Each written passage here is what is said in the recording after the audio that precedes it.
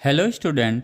Principle of continuity को हम लोगों ने समझने के लिए 6 पॉइंट्स में हम लोगों ने डिस्कस किया था। पहला पॉइंट था, इसको रिपीट करते हैं फिर से।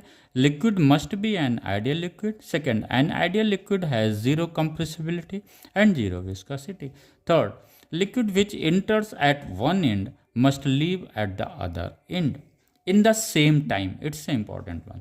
Fourth, the velocity of liquid is smaller in the wider parts of the tube and larger in the narrower part. Fifth, flow of liquid must be streamlined. Sixth, flow in non-uniform cross sections area. It means area change होना चाहिए। उनका statement क्या है, एक बार हम लोग इसको remember करते हैं।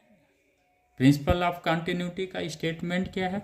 It states that when an incompressible and non viscous liquid, जो अभी हम लोगों ने 6 पॉइंट्स पर डिस्कस किया, उसी को वो स्टेटमेंट में लिया जा रहा है।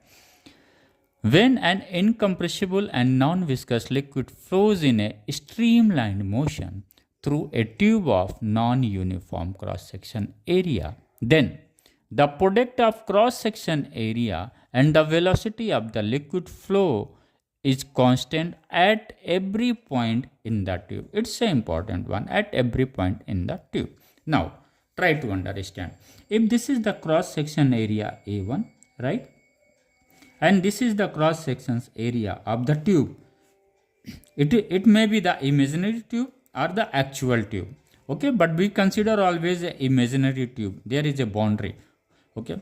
A2 is the lessor. यहाँ पे A2 क्या है? इससे कम है, A1 से कम है, यानी A1 अधिक है। अगर A1 अधिक होगा तो V1 क्या होगा?